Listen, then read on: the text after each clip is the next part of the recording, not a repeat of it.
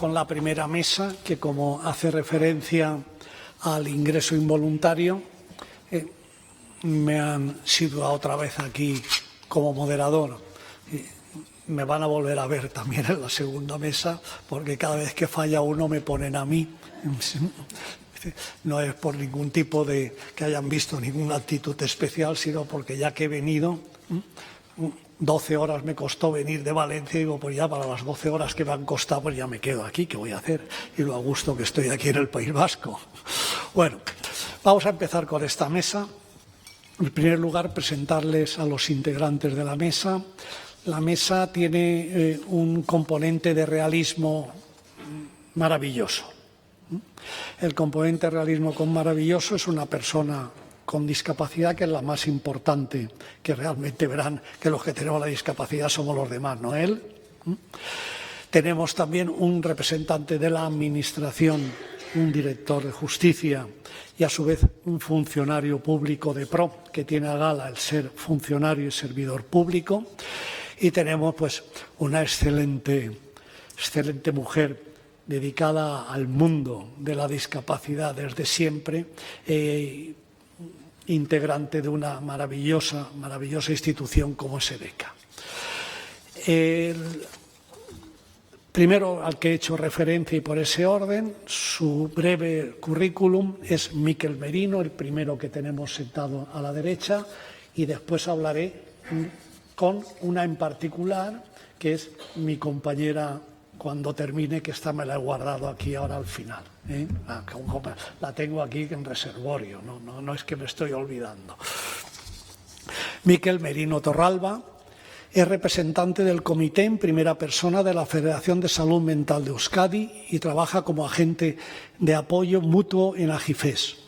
Trabaja ahí, en esa institución, desde el año 2018. Es posgrado en Salud Mental Colectiva por la Universitat Oberta de Cataluña. Miembro de los comités en primera persona de la Federación de Salud Mental de Euskadi y la Confederación de Salud Mental de España. Ha participado en representación del Comité en primera persona de Salud Mental en el grupo de contraste para la Guía de Planificación Compartida de la Atención a la Salud Mental, elaborada por la Osakidetza del Departamento de Salud, y es miembro de la Mesa Interinstitucional para la Erradicación del Estigma de las Personas con Problemas de Salud Mental, liderada por el Departamento de Salud en representación del Comité en primera persona de Salud Mental de Euskadi. La fiscal me la guardo para el final. José María Bastos Marzal. Es desde agosto del 2024 director de Justicia en el Departamento de Justicia y Derechos Humanos del Gobierno vasco. Es jurista del Cuerpo Superior de Técnico de Instituciones Penitenciarias en el Centro Penitenciario Puerto 1 desde 1993 a 1995 y en el Centro Penitenciario de Nanclares de Oca hasta 2011. Desde esa fecha, subdirector de tratamiento en el nuevo Centro Penitenciario de Araba. En 2021, tras la transferencia a Euskadi de las competencias en materia de ejecución penal, es responsable del programa de análisis e inspección de centros penitenciarios en la Dirección de Justicia del Gobierno vasco. Y finalmente es formador de las promociones de los cuerpos de ayudantes y técnicos y técnicas en la Escuela Superior de Estudios Penitenciarios de la Secretaría General de Instituciones Penitenciarias, así como del personal interino de los cuerpos penitenciarios de la Comunidad Autónoma Vasca. Y María José Cano Mesías, vicepresidenta de EDECA. Es directora de la Federación de Salud Mental Euskadi FEDEAFES, federación que agrupa a las asociaciones vascas de familiares y personas con problemas de salud mental, representando a más de 12.000 personas. Lleva más de 35 años de experiencia en el movimiento asociativo de salud mental y formación jurídica y trabaja por la defensa de los derechos de las personas con problemas de salud mental y sus familias, así como de las políticas públicas en salud mental. Y ahora mi compañera Catalina. Catalina Pedrero Redondo es de tal sencillez y de tal eficacia dentro de la carrera fiscal que su bonomía raya a veces lo increíble. No me quiere dar, ni me ha querido dar, ni un solo momento nada sobre su currículum. Y hay que decirlo en que esa sencillez que dista tanto de la simpleza es la que le reviste. Y le reviste en su acto diario, su compromiso con las personas con vulnerabilidad y un privilegio para el País Vasco tenerla, y para la Fiscalía, tenerla como delegada de la sección de personas con discapacidad y mayores en el ámbito de esta comunidad. Y ya con ello comenzamos con las preguntas. Las preguntas vamos a empezar por el mismo orden de la presentación. Vamos a empezar primero por Miquel.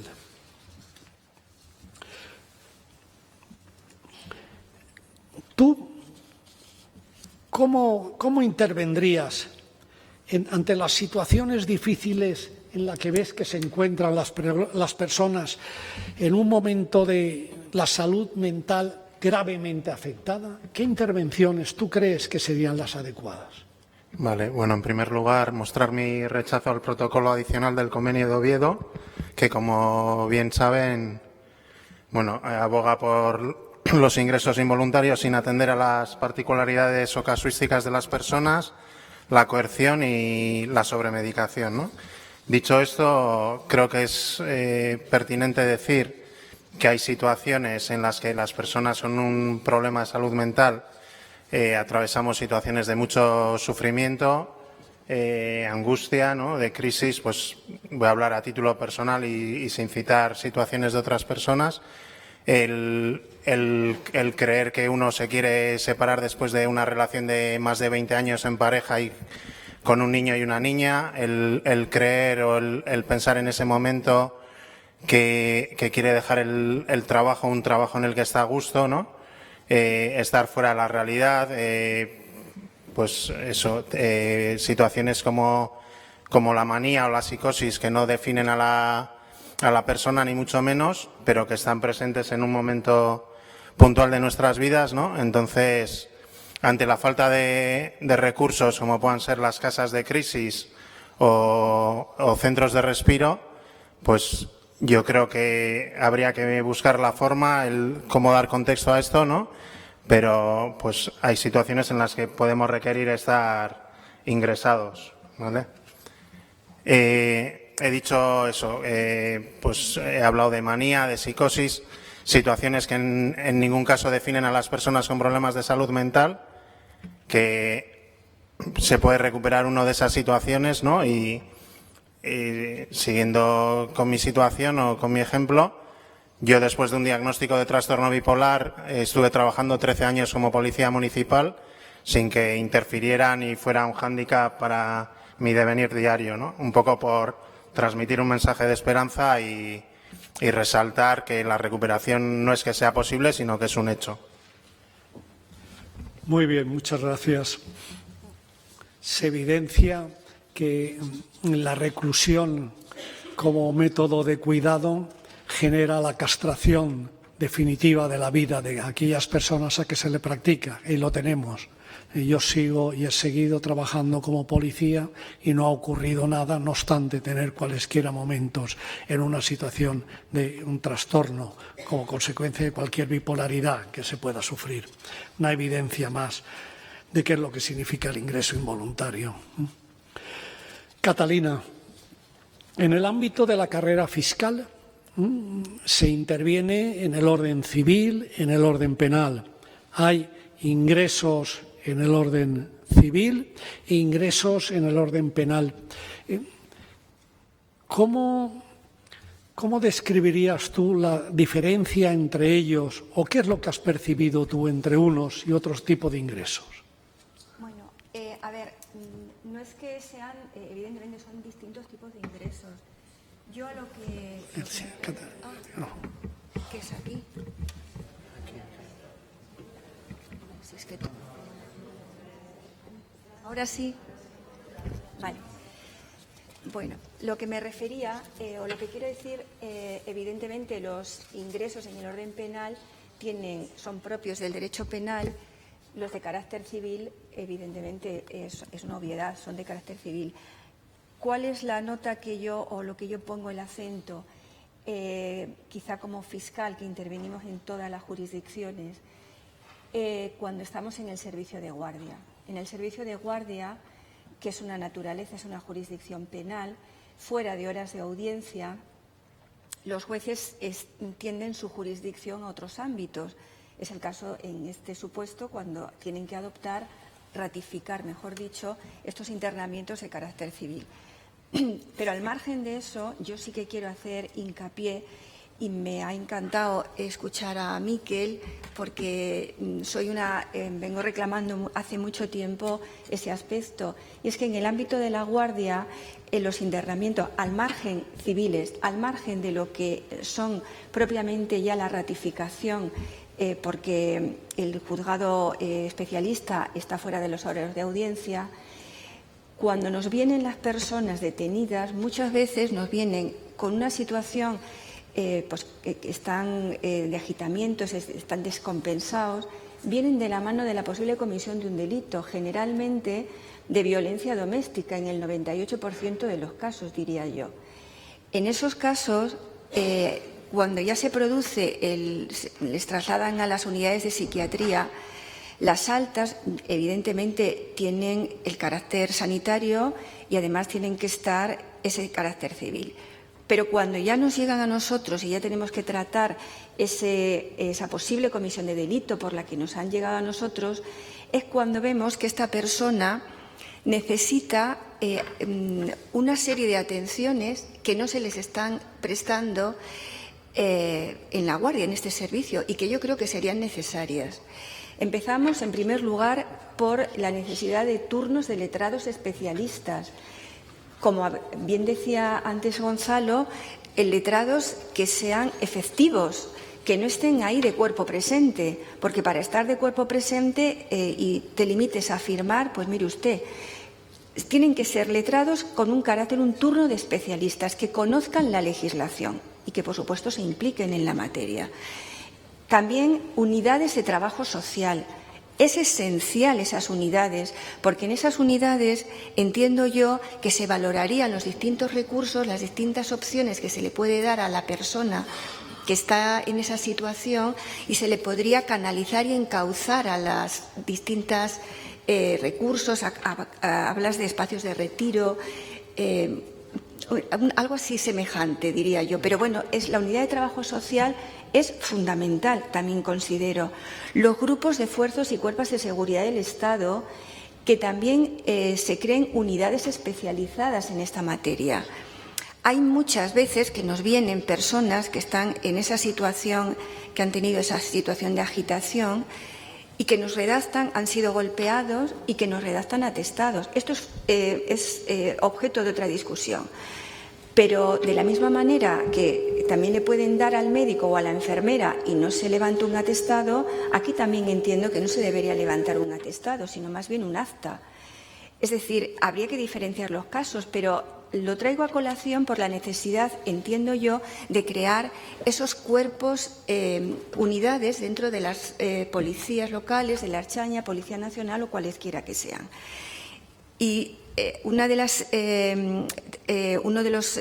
consecuencias es en la ley, en el Código Penal, se introdujo en la reforma del 2015 un artículo que era el artículo 48 en la letra I, que es la prohibición de la medida cautelar de acudir a determinados lugares, una prohibición de acercamiento a la víctima.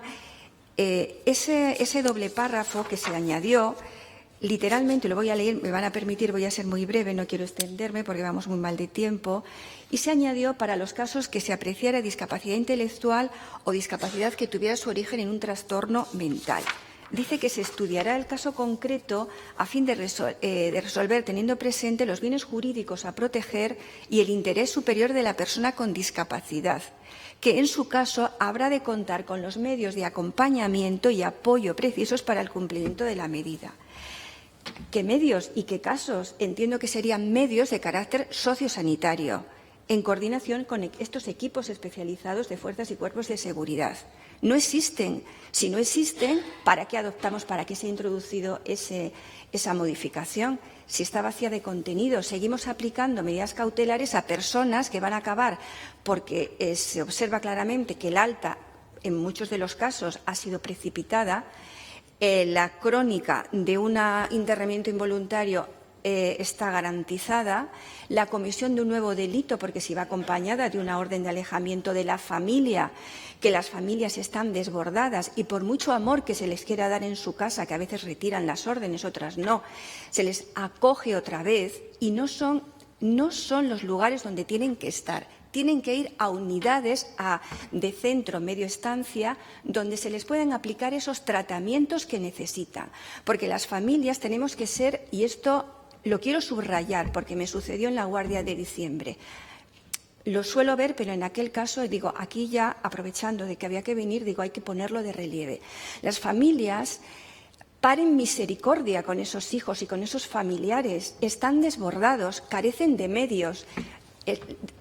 Es una bondad anónima muy a resaltar, pero con eso no nos podemos quedar, porque si lo hacemos estamos incurriendo en una grave crueldad social, humana y social, y no estamos respetando la dignidad de la persona que necesita ese respeto de todo ese cuidado de la salud, de que se le proporcionen los medios donde pueda ser tratado con autorización judicial de carácter sociosanitario, como queramos llamarlo, pero necesitan ser tratados en lugares adecuados para ello, y no existen. Se les da el alta, vienen a la guardia, se les pone la medida, otra vez se vuelven a casa, otra vez quebrantan la medida y acaban en muchas ocasiones, por no decir la gran mayoría de las veces, en un establecimiento penitenciario que es el último lugar donde tienen que aparecer, donde tienen que estar.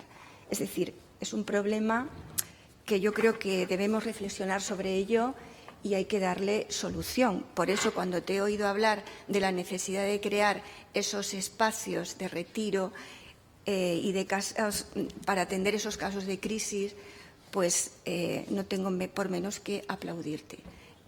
Es lo que yo puedo decir, así de una manera breve, por decir nada más.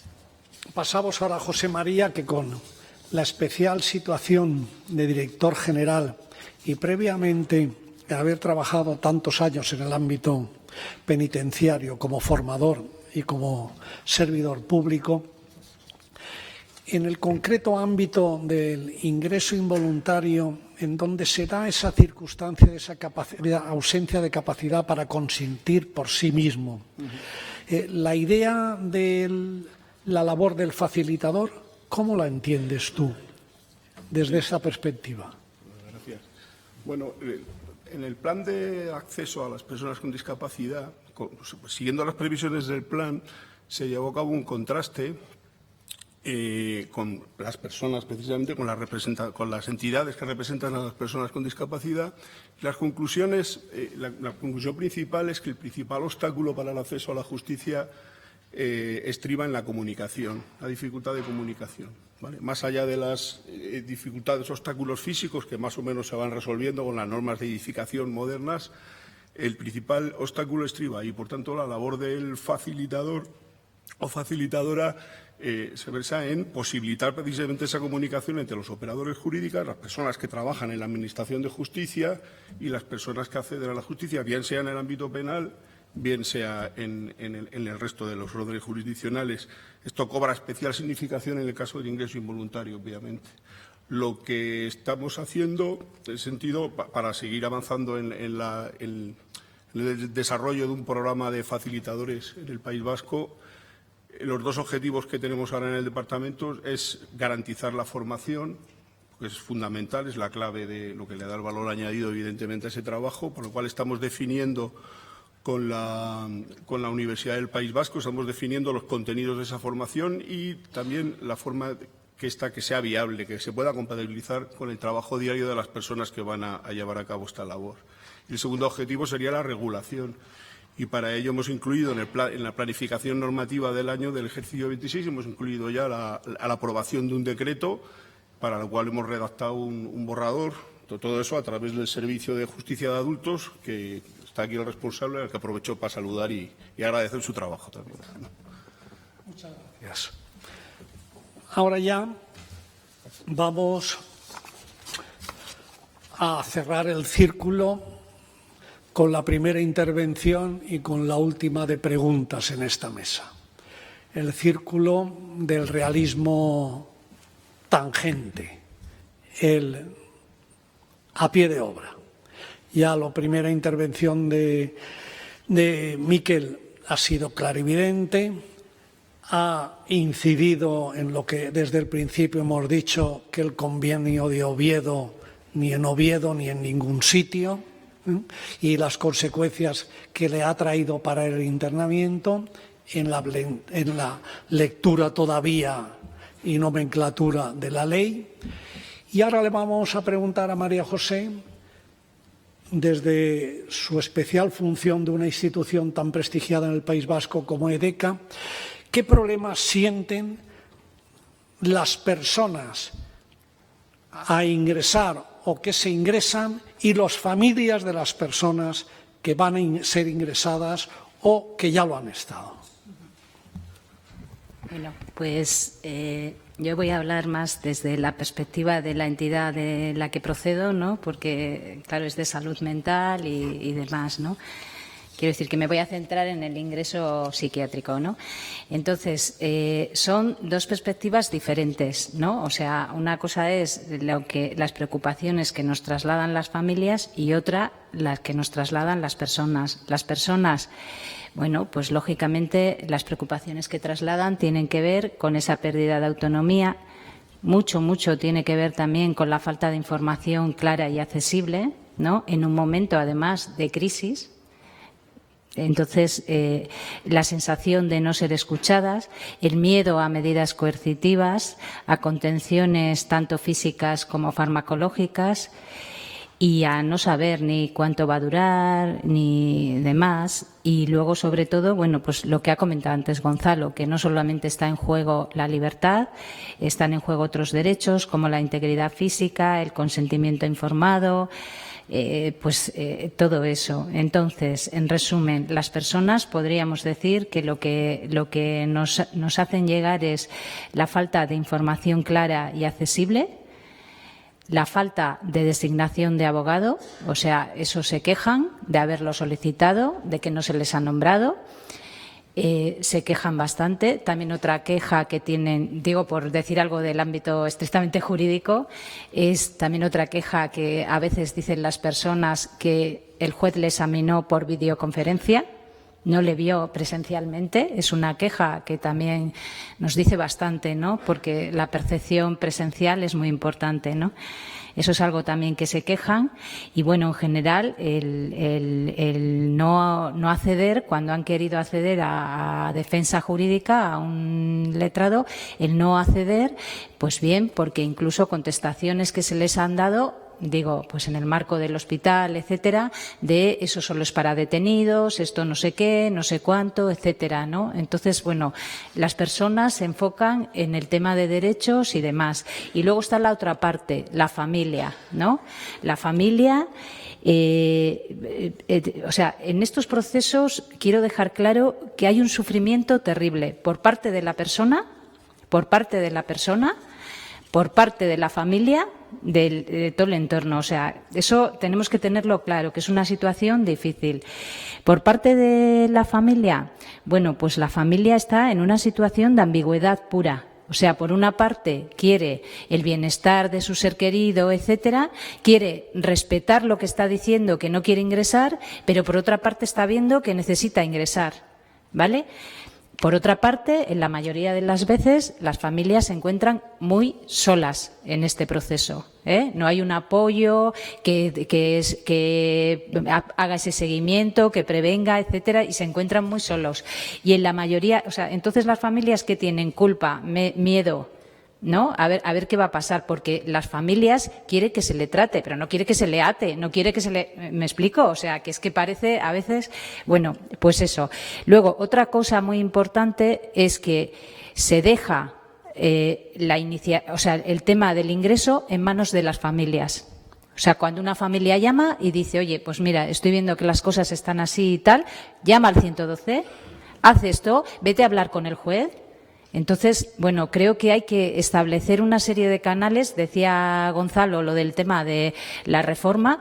Nosotros estamos preocupadas por la reforma. Digo, nosotras las asociaciones, ¿no? Estamos preocupadas porque creemos que tiene que haber unas medidas, unos medios sociosanitarios para que esto realmente lleve un cauce adecuado. Es decir, en definitiva, a las familias se les deja con la carga de tomar la iniciativa sin ningún apoyo de ningún tipo, con esa sensación de hago bien si llamo ahora, si llamo más tarde, si tal. Bueno, pues esa es, digamos así, por ser en síntesis, el resumen. Y luego, otras cuestiones que ha citado Catalina, el tema de ingresar y salir y volver a reingresar y volver a darle el alta y volver a ingresar, ¿no? Eso es una cosa muy frecuente que pasa mucho y que agota mucho a la persona y a la familia. También, así algunos ejemplos de últimas de cosas que nos han llegado. Pues también el tema de la falta de coordinación, ¿no? A veces que hay entre hospitales, centros de salud o entre centros de salud y hospitales a la hora de programar un ingreso involuntario. El uso de contenciones físicas y farmacológicas. O sea, se quejan de que hay una subida de medicación muy fuerte con unos efectos muy rápida, con unos efectos secundarios brutales, te dicen las personas, ¿no? O sea, quiero decir que todo eso tendremos que repensarlo. Luego, en el tema de los ingresos, pues también otros derechos como es la comunicación. Poderte comunicar, a veces te dicen, es que nos quitan el móvil de manera generalizada, o sea, nos restringen, ¿no? La llamada, no es que le quiten, no pueden llamar. Entonces dice, cuando tú estás enfermo, te dicen, lo que quieres es que te llame la gente que quieres, tus amigos, que te den ánimo y de tal, ¿no? Bueno, pues todo eso hay que darle una vuelta y hay que ver cómo se puede hacer, ¿no? Digo, por decir un poco el resumen muy resumido de lo que pasa, que es una situación de mucho sufrimiento, tanto para las personas como para las familias, y que se deja mucho peso en las familias y que el sistema tiene que ser más proactivo, ¿no? En ese sentido, y tenemos que ir a que estas situaciones que son tan difíciles que sean ágiles, ¿no? Si hay que tomarlas. Y luego otra cosa son las garantías que ha dicho Gonzalo y demás. Muy bien. Está claro que la reforma es ineludible y además si solo se piensa que la Ley 8/21 en el preámbulo dice ha llegado el momento que no es resistible que nuestro Estado no esté sometido a todos los principios de la Convención sobre los Derechos de las Personas con Discapacidad y desarrolla todo el Código Civil y toda la Ley de Enjuiciamiento Civil. Y casualmente para en el artículo 762 y el 763 del internamiento, por lo visto, ya no es imprescindible ni llega el momento de que España se adecue a la Convención. Esto no es soportable. Creo que esto no tiene sentido por las consecuencias que va trayendo consigo. Bueno, Miquel, continuamos contigo.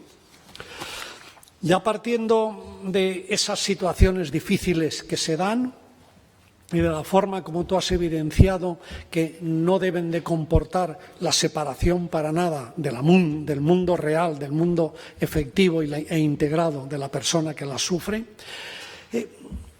¿qué riesgos tú ves para el supuesto de que ante una situación de estas difíciles que tú denominas no se intervenga? Vale. Ligado a ese mundo real y efectivo del que hablas, me parece que muchas veces tenemos en el ideario, ¿no? Y se utiliza riesgo para la propia persona, riesgo para los demás. Yo llevo 25 años conviviendo con mi problema de salud mental. Nunca he sido un riesgo para los demás ni para mí mismo, pero sí ha habido situaciones en las que el riesgo de no intervenir estaba ahí y era real, era patente, de poner en riesgo mi patrimonio emocional. ¿Qué quiero decir con esto? he podido poner en riesgo mi relación de pareja, he podido poner en riesgo o afectar a mi relación de familia, a mi relación de amigos, porque no estaba bien, no estaba compensado en ese momento, y el estar interactuando socialmente a mi libre albedrío no me beneficiaba, no era la mejor versión de mí mismo en ese momento. Entonces, bueno, como decía Catalina, de las alternativas al ingreso, ¿no?, y cómo se hace cargo la familia. Yo hace 6 años tuve la primera crisis, estuve en casa de mi padre un mes, y la familia no es, mi padre no es ni sanitario ni policía, y no sabía ejercer ni de una forma ni de otra, y el sitio donde tenía que haber estado yo, me duele aceptarlo o no, no era en casa de mi padre, y eso me he dado cuenta a toro pasado, ¿no? Entonces, apelando, como decías, Gonzalo, anteriormente a la voluntad de las personas, ¿no?, los firmes deseos y demás, las preferencias, yo creo que hay instrumentos muy valiosos como herramientas de prevención y que no se tienen en cuenta, incluso no se conocen, como son la planificación anticipada de decisiones en salud mental, un plan de prevención de recaídas o la presencia de un agente de apoyo mutuo, ¿no?, en salud mental en los procesos de recuperación, o anticipándonos a estas crisis en salud mental. 3 aspectos que, por ejemplo, en la asociación AGIFE se trabajan. Muchas gracias. Pasamos contigo, Catalina, a otra faceta de los ingresos involuntarios. A hacer referencia a los ingresos involuntarios residenciales. ¿Qué problemática le ves tú en relación con el ingreso involuntario típico, clásico, el agudo?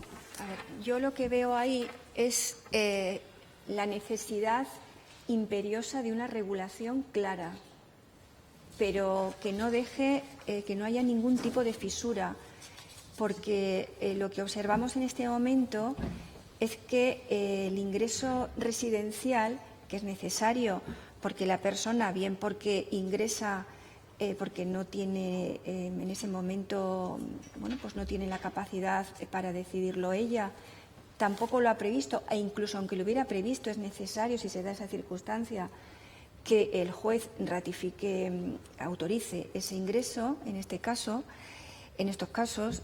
Lo que yo sí observo es la diversidad de tratamiento que tenemos en los juzgados. Hay juzgados que esos ingresos los autorizan sin ningún tipo de problema, otros te los condicionan a que en un plazo muy concreto, que no es el plazo legal, puesto que hay una confusión con lo que son otro tipo de procedimientos, que es un tema un poco farragoso porque es procedimental, pero en líneas generales lo condicionan a que se adopte en un plazo que no es el que corresponde medidas de apoyo, cuando muchas veces las personas que están ingresando vienen traídas por su familiar porque en su casa ya no pueden estar y el apoyo lo tienen, es extrajudicial, pero se sigue confundiendo asombrosamente y a día de hoy el hecho de que ya sea porque los apoyos pues que sean voluntarios, que los hayan especificado, que sean extrajudiciales en cualquier caso, pues con la necesidad de establecer de que nosotros solicitemos esas medidas de apoyo y no es necesario, con lo cual en ese plazo, si no los hemos interpuesto, lo quedan sin efecto y nos obligamos a ir a la audiencia. Entonces, en definitiva, estamos sujetos a la decisión de cada juzgado. Es verdad que la jurisprudencia es fuente de derecho, pero hay que integrarla con otras fuentes también. De tal manera que yo lo que reclamo, porque creo que es necesario, es una legislación clara en ese sentido, que establezca cuándo procede y qué requisitos son necesarios. Y ya está. Cuando hay una regulación clara, la duda se despeja. Verán que seguimos con que no se puede trabajar desde la inseguridad jurídica, un derecho fundamental como es la libertad. Todos los que intervienen aquí, nadie sabe realmente qué es lo que va a ocurrir, cómo va a ocurrir y en qué momento te va a afectar. Esto de lo de que las resoluciones judiciales tienen que ser medianamente previsibles y que las leyes tienen que ser lo suficientemente claras para saber las consecuencias de su incumplimiento, que es la base de la seguridad jurídica, no existe en este ámbito. Y esto lo evidencia desde Miquel en su situación y las necesidades que hay, porque la necesidad es que el soporte es, detrás de todo esto está el problema sanitario. Es que es un tema sanitario y que tiene que tener un control constitucional, especialmente en supuestos excepcionales, como lo está con la Ley de Autonomía del Paciente, pero no un control judicial que es inexistente su funcionamiento, no es intenso como la ley lo exige y que comporta unas lagunas tremendas que tienen que estar suplidas por el Tribunal Constitucional constantemente. Bueno, ahora ya vamos al sistema ya más concreto contigo, que se evidencia que no tenemos asistencia jurídica, que genera soledad frente a la tutela judicial efectiva como derecho fundamental. ¿Qué piensas tú del turno de oficio en materia de las personas con discapacidad? Sí, yo antes brevemente quería simplemente añadir una cosa al tema que ha planteado al principio Dalina sobre la distinción entre el internamiento y la medida de seguridad o la vía penal y la vía civil. Me refiero a que al final tú has hablado antes de ejemplos históricos de lo que supuso la medida de seguridad en el orden, en los regímenes totalitarios. Pero es que lo peor es que no hace falta, no solo fue en los regímenes totalitarios. Lo duro de esto y lo peligroso es que hubo ejemplos también en el periodo de entreguerras, en regímenes perfectamente liberales, como la Suecia de entreguerras o la República de Weimar, hubo ya ejemplos de eugenesia y de uso de la medida de seguridad, sobre todo por el carácter predelictual.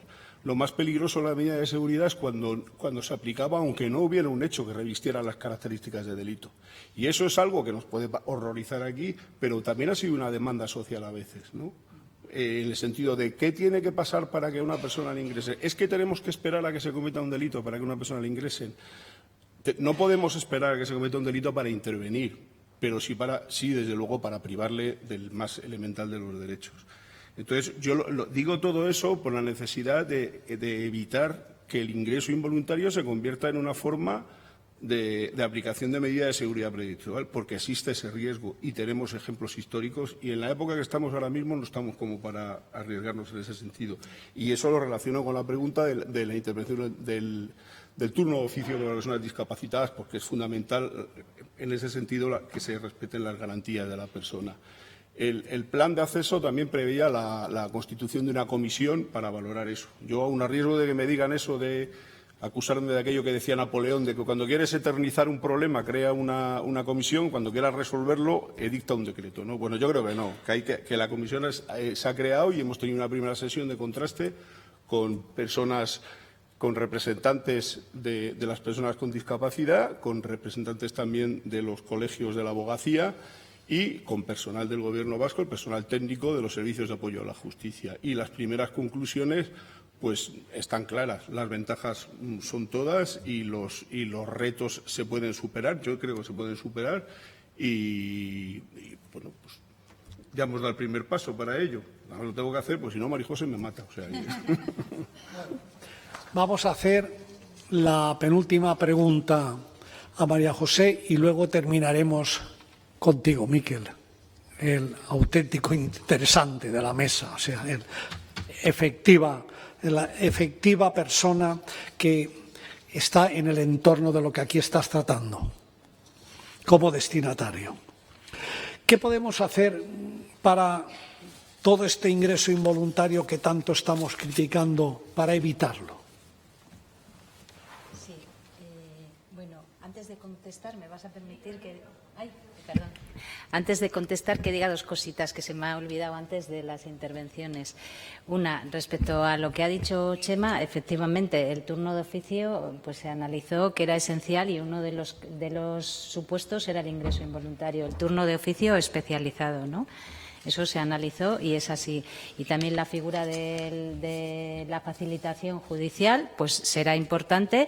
También es muy importante, y ya se lo hemos dicho a Chema, la formación que tenga la persona, ¿no? Y que conozca cada tipo de discapacidad, porque dentro de la discapacidad somos muy diferentes. Eso ya se trasladó.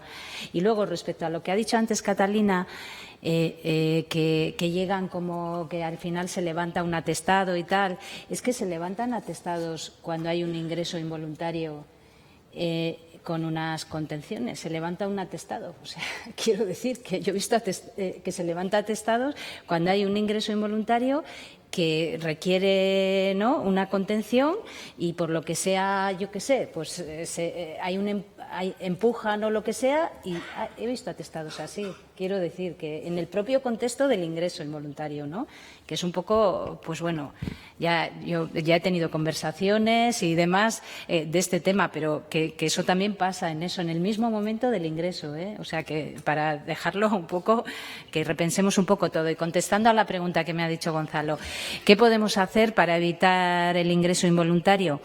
Bueno, pues la única manera que creo es aplicando un enfoque de derechos humanos. Hay que aplicar un enfoque de derechos humanos. ¿Qué significa esto?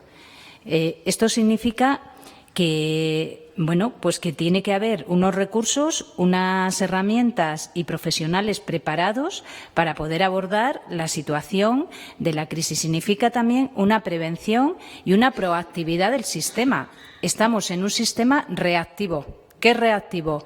Que cuando hay una crisis actúa. ¿Antes actuamos? Pues yo creo que no. Esa es la visión que tenemos nosotros y es la visión que hemos hecho saber en todos los foros, ¿no? Y quiero decir, el enfoque de derechos es necesario. Si hacemos un enfoque de derechos, tenemos que ir a prevenir, tenemos que ir a ver cómo podemos, de qué manera podemos hacer para que una persona porque, a ver, puede ocurrir pues una casualidad, que una crisis sea de repente, pero eso es contado, o sea, ya se ve venir el tema. ¿Por qué no se actúa antes? Eso es la pregunta, ¿no? ¿Por qué no se actúa antes? Bueno, y todo este planteamiento de la proactividad, de la prevención, pues requiere también repensar el modelo sanitario, también el social, pero sobre todo el sanitario en la atención, y requiere cambiar ese enfoque, ¿no? Que no sea reactivo, sino todo lo contrario, que sea proactivo. Vamos a ir no a que venga el enfermo, la persona enferma, a que yo la atienda, sino voy a ir yo cuando me salta una alarma, porque no he acudido a la cita, porque me ha llamado la familia y me ha dicho que no sé qué. Ahí es donde tenemos que intervenir y estoy segurísima que si intervenimos así vamos a evitar muchísimos ingresos involuntarios, muchísimos. Y bueno, diciendo esto que digo no es una cosa del movimiento asociativo, esto está plasmado en los marcos estratégicos, está en el Plan de Salud 2025-2027 de Salud Mental, del Comisionado de Salud Mental del Ministerio de Sanidad, está en la Estrategia de Salud Mental de Euskadi 2023-2025 y lo hemos incorporado porque nosotros hemos participado en el Pacto Vasco de Salud y lo hemos incorporado también en el Pacto Vasco de Salud. Entonces, ahora mismo hay una reflexión sobre todo esto derivada del pacto y yo creo que hay recepción de hacer esa mirada, ¿no? Que podemos avanzar en ese sentido y ahí tenemos que empujar todos. Para ello, ¿qué es necesario? Pues es necesario una atención domiciliaria, ¿no? Que no dejemos lo que decía, no seamos proactivos, vayamos a buscar a la persona. Es necesario una atención domiciliaria, es necesario dispositivos de crisis, es necesario articular la manera de que si ya se ve que la persona va a estar, le estamos intentando contener en un ámbito ambulatorio, pero no llegamos ahí, bueno, pues igual hay que hacer una cosa ya programada, etcétera y demás, ¿no? Bueno, en fin, que hay un montón de cosas que se pueden hacer desde el ámbito sociosanitario para evitar los ingresos involuntarios. Y luego la otra opción, que también está en todos estos planes, tiene que ver con lo que ha comentado Miquel, con la planificación anticipada de decisiones. Eso, en 2023 se hizo un documento, se trabajó con Osakidecha, estuvo Miquel, que además quiero decirlo aquí, que él no lo ha dicho, que ha sido el impulsor impulsor de que se haga ese documento, fue el impulsor y bueno, pues ese documento lo que plantea es un proceso de reflexión con la persona para que la persona vaya asumiendo lo que le ha pasado y lo que le puede pasar y tome decisiones anticipadas, ¿no? La misma palabra lo dice, o sea, diga, pues bueno, pues aparecen cuestiones de qué tipo de tratamiento quieres que te apliquen, qué tratamiento te ha ido mal, qué experiencia tal, a quién llamar si no sé qué, o sea, todo detallado lo puede la persona previamente con su equipo médico, lo puede plantear y luego eso se tiene que tener en cuenta si esa persona va a ingresar, ¿no? O quién quieres que si tú te encuentras mal, tome decisiones por ti, o sea, pero ya en un estado de que la persona está bien, ¿vale? Entonces, quiero decir que si hacemos eso de la proactividad, la prevención y todo eso, que implica dos cosas. Una, el cambio de chip, también en el ámbito profesional, ¿no? Porque estamos acostumbrados hacia un sistema y nos cuesta cambiar, ¿no?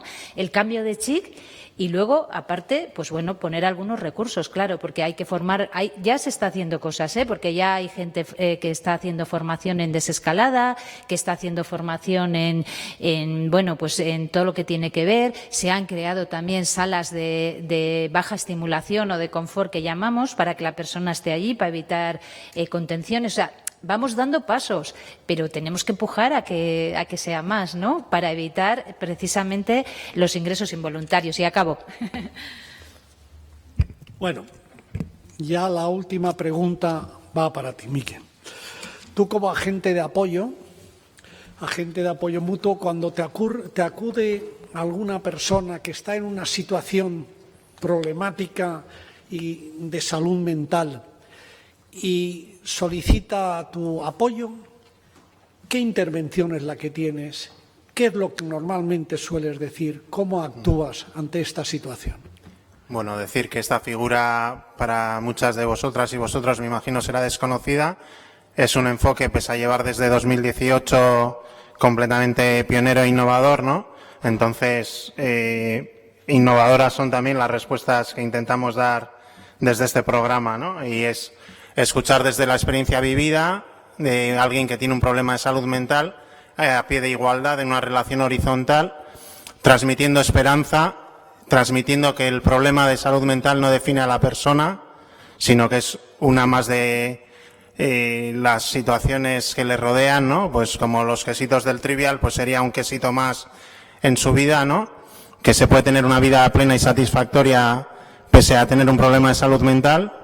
Y trabajamos, como habíamos comentado antes, ¿no? En la prevención, con el plan de prevención de recaídas, con la planificación anticipada de decisiones en salud mental y procuramos proporcionar a la persona una mayor calidad de vida, un empoderamiento, ¿no? Y mejorar en su autoestima y en algo que impregna a muchas personas con problemas de salud mental.